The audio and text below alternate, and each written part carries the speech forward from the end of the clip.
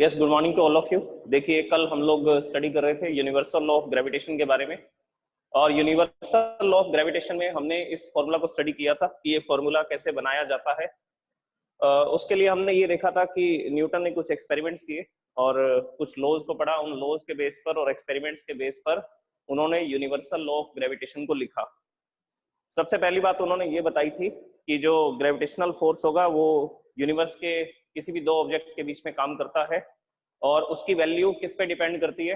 Mass of the first object and mass of the second object, directly proportionate. अगर दोनों में से एक भी ऑब्जेक्ट का मास बढ़ाएंगे तो फोर्स की वैल्यू इंक्रीज हो जाएगी। और ग्रेविटेशनल फोर्स कैसा फोर्स है? तो आंसर था इट इज ऑलवेज अट्रैक्टिव। ये सिर्फ अट्रैक्शन फोर्स है। इसके साथ साथ मैंने आपको बताया था ये सेंट्रल फोर्स है। अट्रैक्शन फोर्स है और कैसा अट्रैक्टिव फोर्स है, और कैसा फोर्स है? सेंट्रल फोर्स, मतलब सेंटर टू सेंटर वर्क करता है, the line joining the two centres of the bodies.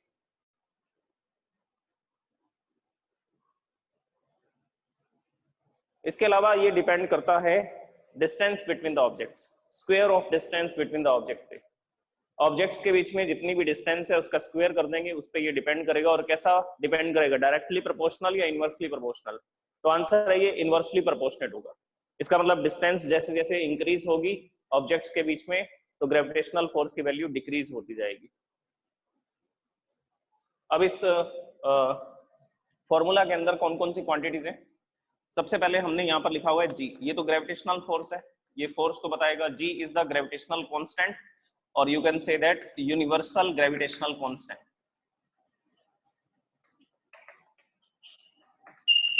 Universal gravitation constant, और इसकी वैल्यू होती है 6.67 into 10 to the power -11 newton metre square per kilogram square. Newton metre square per kilogram square, ये इसका unit था। और जो m1 है, it is the mass of the first object. Mass of the first object. m2 is the mass of the second object। m2 क्या है? Second object का मास है। r is the distance between the two objects। distance between two objects, दो objects के बीच की distance. तो ये parameters हैं इस फॉर्मूला के अंदर, और इसके बेसिस पर मैंने आपको कुछ और भी एक्सप्लेनेशन दी थी। जैसे कि मैंने आपको ये बताया था कि अगर मास को डबल करेंगे तो ग्रेविटेशनल फोर्स पर क्या इफेक्ट पड़ेगा। मास को, कौन से ऑब्जेक्ट के मास को? तो आंसर है फर्स्ट ऑब्जेक्ट के मास को अगर डबल करेंगे तो ग्रेविटेशनल फोर्स पे क्या इफेक्ट पड़ेगा। जो ऑब्जेक्ट्स के बीच में जो ग्रेविटेशनल फोर्स काम कर रहा है, अट्रैक्टिव फोर्स काम कर रहा है, उसके मैग्नीट्यूड पे क्या इफेक्ट पड़ेगा। देखिए, ये ग्रेविटेशनल फोर्स है तो मतलब कि न्यूटन में मेजर किया जाएगा इसको, और उसके साथ साथ ये एक वेक्टर क्वांटिटी है। वेक्टर क्वांटिटी है तो मतलब डायरेक्शन भी होगी। क्या होगी? डायरेक्शन भी होगी। तो दो ऑब्जेक्ट के बीच में अट्रैक्शन फोर्स काम करेगा, तो ऑब्वियसली दोनों ऑब्जेक्ट्स में एक दूसरे को क्या करेंगे? अट्रैक्ट करेंगे। ओके, इसके बाद नेक्स्ट सुनिए क्या होगा। अच्छा, इस फॉर्मूला के बेसिस पर मैंने कुछ बातें बताई थी, तो उन बातों को मैं यहां लिखता हूं। जैसे if the mass of the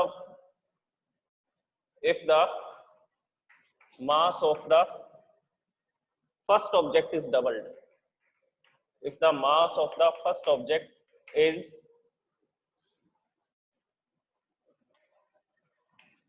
doubled, then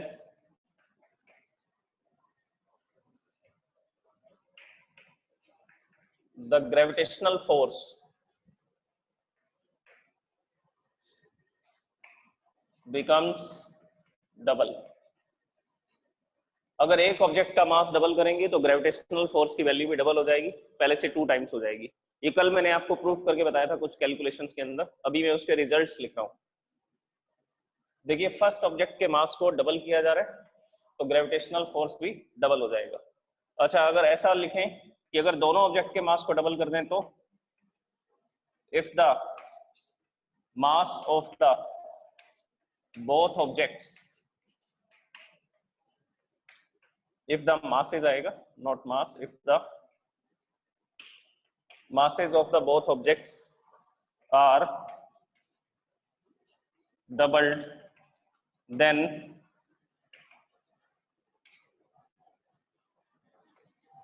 the gravitational force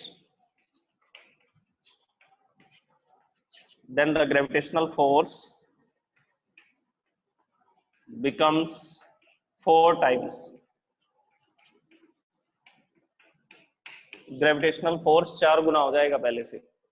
अगर मैं इसके मास को डबल करूंगा तो यहां पर लिखा जाएगा 2m1, 2m1 मतलब कि इस पूरे फॉर्मूला के साथ 2 का मल्टीप्लाई हो गया, तो जो फोर्स है वो डबल हो चुका है। अगर मैं सेकंड ऑब्जेक्ट के मास को भी डबल कर दूंगा, 2m2 कर दूंगा, फर्स्ट ऑब्जेक्ट के मास को भी डबल कर दिया और सेकंड ऑब्जेक्ट के मास को भी डबल कर दूंगा, तो 2 इंटू 2 कितना हो जाएगा, ये 2 इंटू 2 यहाँ पर 4 आ जाएगा। तो फोर्स जो है पहले से 4 गुना बढ़ जाएगा, 4 टाइम्स हो जाएगा। ओके, ये तो बात हुई मासेस की। अब बात करते हैं डिस्टेंसेस की।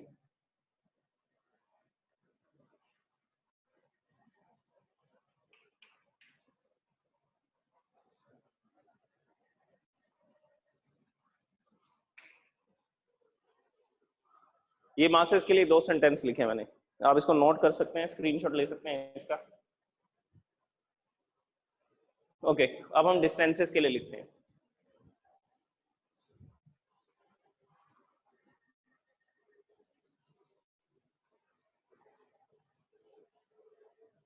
थर्ड पॉइंट देखिए क्या होगा। अगर मैं डिस्टेंस को डबल करूं तो यहां पर थर्ड पॉइंट लिखते हैं, if the distance between the two objects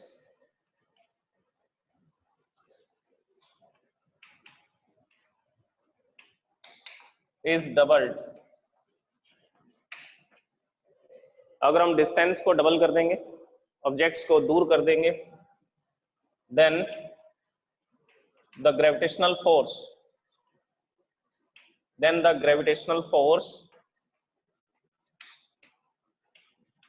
becomes 1/4, 4 गुना कम हो जाएगा। then the gravitational force becomes 1/4। ऐसा क्यों बोला जा रहा है, देखिए अगर डिस्टेंस r है दो ऑब्जेक्ट के बीच में तो ये फॉर्मूला बनेगा। अगर डिस्टेंस को डबल कर दिया तो क्या फॉर्मूला है, डिस्टेंस का स्क्वायर करना होता है। तो डिस्टेंस 2r हो चुकी है और डिस्टेंस का स्क्वायर करेंगे, डिस्टेंस का स्क्वायर करोगे तो देखिए क्या फॉर्मूला बन जाएगा, ये फॉर्मूला बन जाएगा Gm1 m2 डिवाइड बाय, इसके ब्रैकेट को ओपन करेंगे और दोनों का स्क्वायर करेंगे, ये हो जाएगा 4 और ये हो जाएगा r स्क्वायर, तो यहां पर लिखा जाएगा 4r square, this will be 4r square. अब देख लीजिए कितना हो गया फोर्स, जो पहले था फोर्स उसको लिखता हूं मैं और अभी जो फोर्स है उसको लिखता हूं मैं। पहले ये फोर्स था फर्स्ट केस में, सेकंड केस में ये फोर्स आ रहा है, F2 is equal to Gm1 m2 divide bye 4r square, Gm1 m2 divide bye 4r square. Okay, अब देख लीजिए दोनों इक्वेशंस के अंदर क्या डिफरेंस आ रहा है। दोनों इक्वेशंस में ये डिफरेंस आ रहा है कि इसमें डिवाइड में 4 नहीं है, लेकिन इसके डिवाइड में क्या आ रहा है, 4 आ रहा है, तो इट इज द 1/4। तो ये पहले से कितना हो चुका है, ये पहले से 1/4 हो चुका है, पहले से कितना हो चुका है, ये 1/4। ओके, तो ये स्टेटमेंट लिखी मैंने। नेक्स्ट स्टेटमेंट देखिए, अगर मैं डिस्टेंस को 3 टाइम्स कर दूं, डिस्टेंस को कितना कर दूं, 3 टाइम्स, के बारे में लिखते हैं।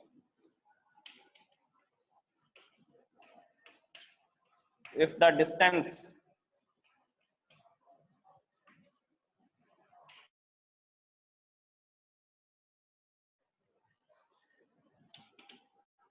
is tripled, 3 गुना कर दी जाती है, then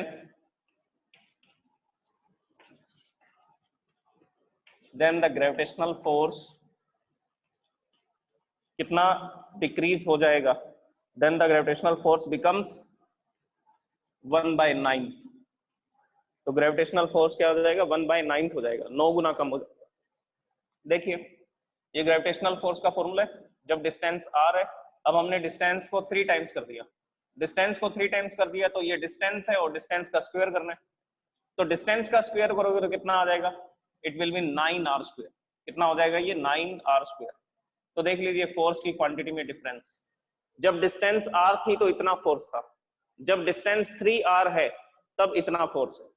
तो इसके कंपैरिजन में ये फोर्स 1/9 है, ये है 1/9, तो मतलब कि 9 गुना क्या हो जाता है, ये कम हो जाता है। अच्छा अब हम बात करते हैं कि डिस्टेंस को जब हाफ कर दिया जाएगा तो क्या होगा। डिस्टेंस को जब क्या कर देंगे, हाफ कर देंगे, तो इसका डायग्राम देख लीजिए।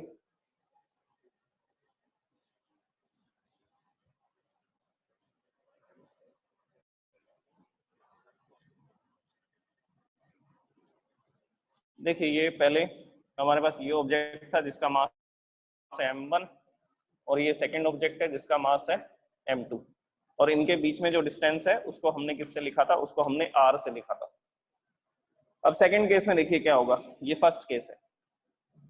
सेकंड केस में ये फर्स्ट ऑब्जेक्ट है m1 और इनके बीच की डिस्टेंस को हमने कर दिया हाफ। ये ऑब्जेक्ट है m2 और यहां पर इनके बीच में जो डिस्टेंस है that is r/2। Distance is half, distance को हाफ कर दिया गया है। इसका स्क्रीनशॉट ले सकते हैं आप, ये वाला।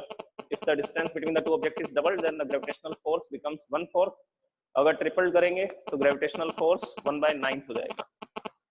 अब डिस्टेंस को हाफ कर दिया, तो देखिए पहले फॉर्मुलेशन कर लेते हैं पूरा। फर्स्ट केस में तो ये फॉर्मूला बनेगा, जब मासेज m1 m2 है, डिस्टेंस r है, डिस्टेंस r है तो उसके लिए हमने ये कैलकुलेशन लिख दी। अब जब डिस्टेंस r/2 होगी उसके लिए देखिए क्या कैलकुलेशन होगी, यहां पर लिखेंगे force in the second case g is a constant and mass of the first object m1, mass of the second object m2, distance is r/2 और इसका क्या करना है, स्क्वायर, डिस्टेंस का स्क्वायर करते हैं according to the gravitational law. कर दीजिए स्क्वायर, कितना आएगा, F2 is equal to G m1 m2 divide by r² divide by 4। Bracket जैसे ही ओपन करेंगे इसका भी स्क्वायर होगा और इसका भी स्क्वायर होगा, तो ये r²/4 आ जाएगा, ये 4 रेसिप्रोकल होकर के ऊपर आ जाएगा।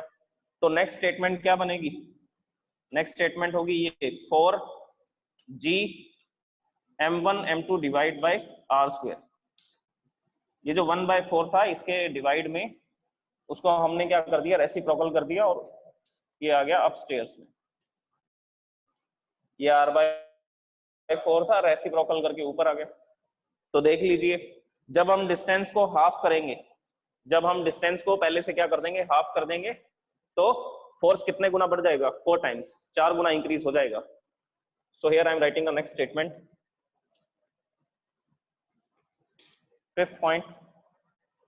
Fifth point is, if the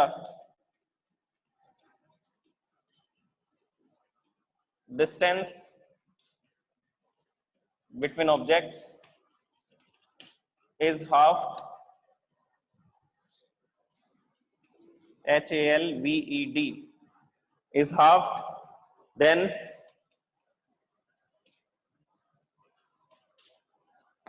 the gravitational force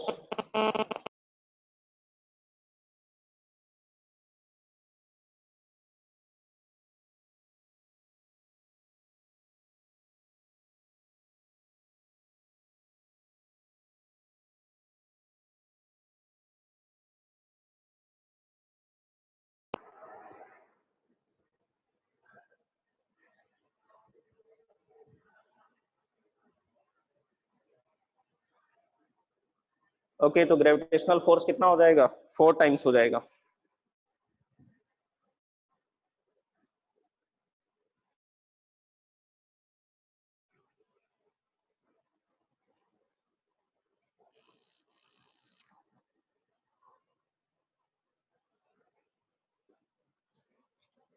तो अगर हमने डिस्टेंस को हाफ किया तो कैलकुलेशन के अकॉर्डिंग जो फोर्स है वो 4 टाइम्स इंक्रीज हो जाता है। डिस्टेंस को डबल करते हैं तो फोर्स 1/4 हो जाएगा, 4 गुना कम हो जाएगा। डिस्टेंस को 3 टाइम्स करोगे तो फोर्स 1/9 हो जाएगा, 9 गुना कम हो जाएगा। और डिस्टेंस को जब आप हाफ करोगे तो फोर्स 4 गुना बढ़ जाएगा, 4 टाइम्स इंक्रीज हो जाएगा। इनवर्सली प्रोपोर्शनेट है, तो ऐसा ही होगा, डिस्टेंस इंक्रीज करेंगे तो फोर्स कम होगा और डिस्टेंस जब डिक्रीज करेंगे तो फोर्स बढ़ जाएगा, because it is inversely proportionate to the square of distance between the objects. Square of distance between the objects.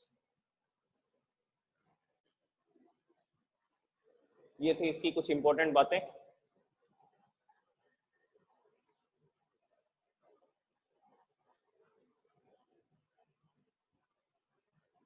अब नेक्स्ट देखिए,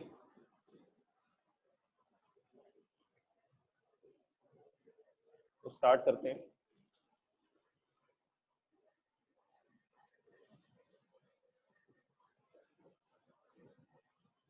Okay, now see,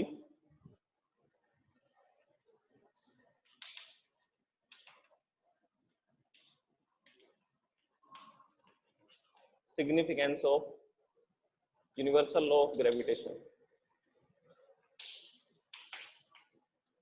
Universal law of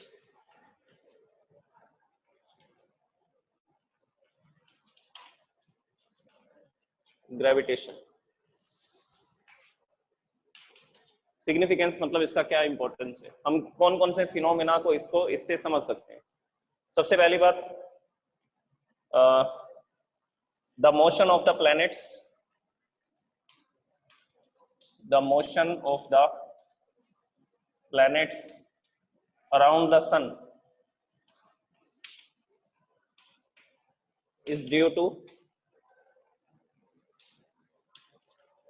is due to the gravitational force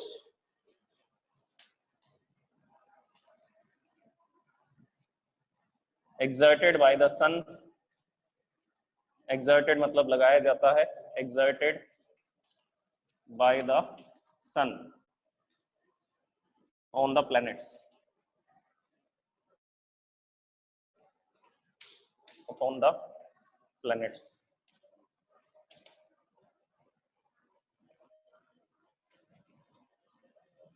okay, ये कह रहा है कि planets का जो motion है सन के चारों तरफ, उसको ग्रेविटेशनल फोर्स एक्सप्लेन किया जा सकता है। जो सन है वो प्लैनेट्स के ऊपर ग्रेविटेशनल फोर्स लगा रहा है, और इसी ग्रेविटेशनल फोर्स की वजह से जो प्लैनेट्स हैं वो सर्कुलर ऑर्बिट में फंसे हुए हैं और सर्कुलर मोशन करते जा रहे हैं, सन के चारों तरफ रिवोल्यूशंस कर रहे हैं। जैसे अर्थ जो है वो रिवॉल्व करती है 365 डेज 6 आवर्स में। इसी तरह से सेकंड देखिए, the motion of moon and satellites, artificial satellites, ये तो नेचुरल सैटेलाइट है moon and artificial satellites, the motion of the moon and the artificial satellites, यहाँ पे दा लिखना पड़ेगा, the motion of the moon and the artificial satellites is due to the gravitational force, is due to the gravitational force exerted by the earth, exerted by the earth on the moon and artificial satellite. ठीक है, तो ये कह रहा है कि जो moon है और आर्टिफिशियल सैटेलाइट्स है वो अर्थ के चारों तरफ रिवॉल्व करते हैं, वो भी किस कारण से करते हैं, क्योंकि अर्थ जो है वो उन पर ग्रेविटेशनल फोर्स लगाती है, इसी वजह से वो सर्कुलर ऑर्बिट में रिवोल्यूशन करते रहते हैं। नेक्स्ट देखिए, सर्कुलर मोशन आप पढ़ चुके हैं। सर्कुलर मोशन किस फोर्स के कारण प्रोड्यूस होता है? सेंट्रीपेटल फोर्स के कारण। जो सेंट्रीपेटल फोर्स होता है उसका काम कौन करता है? उसका काम करता है ग्रेविटेशनल फोर्स। जैसे कि एक मॉडल मैं आपको बताता हूं जिसमें हमने ये देखा कि अर्थ और ये मून है, मून क्या कर रहा है? सर्कुलर ऑर्बिट में रिवोल्यूशंस कर रहा है ऐसा। अब ये सर्कुलर ऑर्बिट में रिवोल्यूशन क्यों कर रहा है? क्योंकि जो अर्थ है वो मून को अपनी तरफ अट्रैक्ट कर रही है, ग्रेविटेशनल फोर्स लगा रही है, अट्रैक्शन फोर्स लगा रही है, और इसी सेंट्रीपिटल फोर्स की वजह से इसकी डायरेक्शन कंटिन्यूअसली चेंज होती जा रही है, लगातार बदलती जा रही है इसकी डायरेक्शन। तो यहां पर सेंट्रीपिटल फोर्स का वर्क कौन कर रहा है? तो आंसर है gravitational force. Next, the high tide and low tide,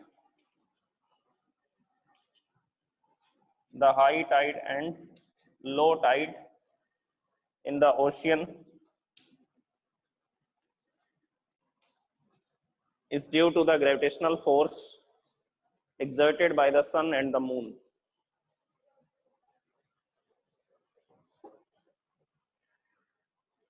The high tide and low tide in the ocean is due to the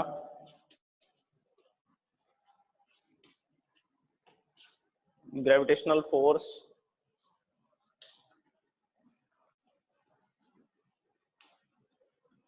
exerted by the sun and moon.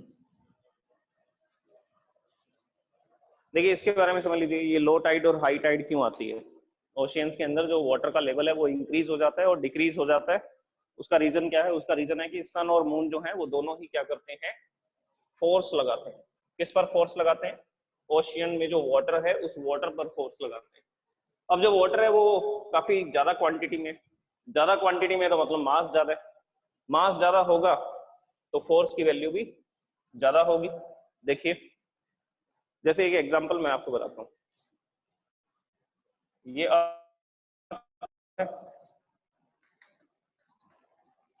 और हम लोग मून और अर्थ के सिस्टम की बात करते हैं।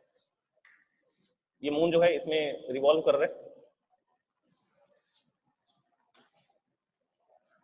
ये मून है, इस तरह से ये ऑर्बिट्स के अंदर क्या करते हैं, रिवोल्यूशन करते हैं। ओके, वैसे ये ऑर्बिट सर्कुलर नहीं होती है, इलिप्टिकल ऑर्बिट्स होती हैं। कैसी होती हैं? इलिप्टिकल, इलिप्स शेप की होती हैं, मतलब कि ओवल शेप की। तो हम लोग उसी शेप के अंदर इसको डिस्कस करते हैं। ये इस तरह की ऑर्बिट्स होती हैं।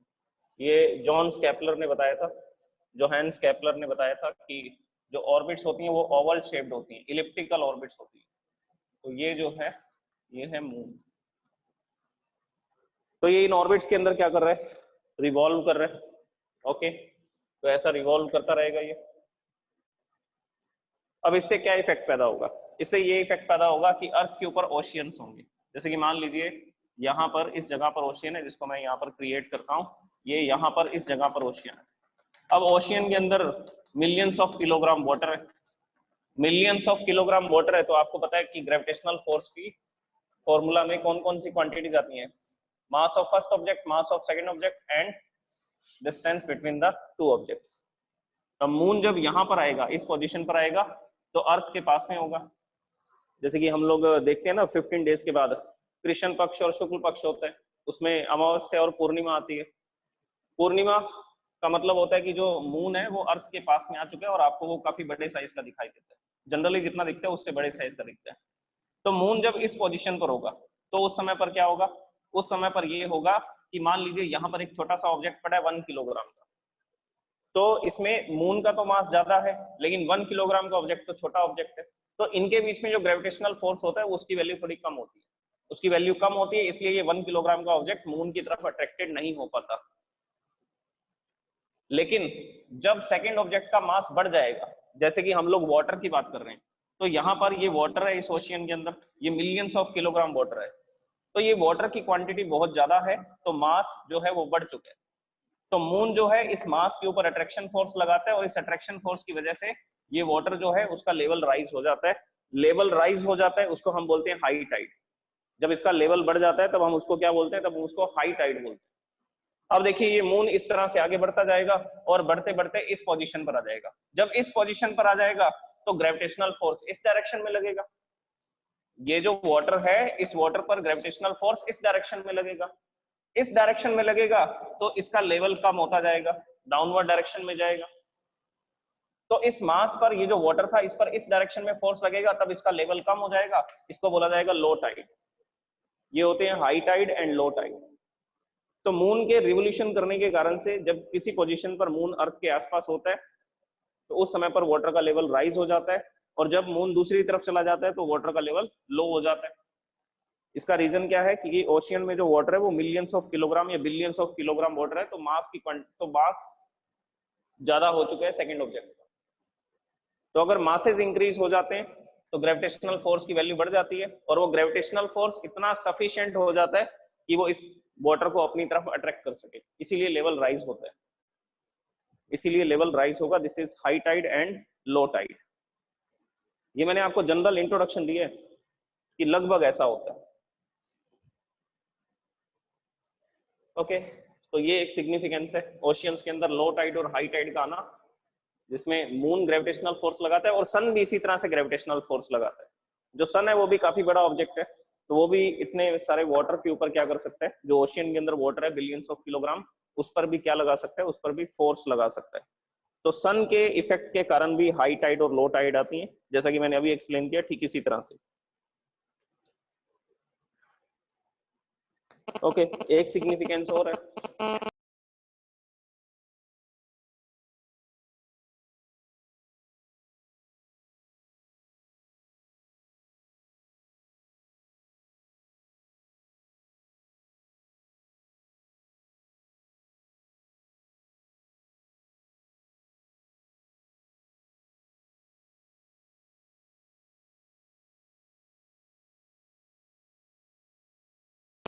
रिलीज। जब भी हम किसी ऑब्जेक्ट को रिलीज करते हैं, छोड़ देते हैं, तो वो अर्थ सरफेस की तरफ गिरता है। इसका रीजन क्या लिखेंगे? It is due to the it is due to the gravitational force of earth. It is due to the gravitational force of earth which is exerted on every object, which is exerted on every object present on the earth surface.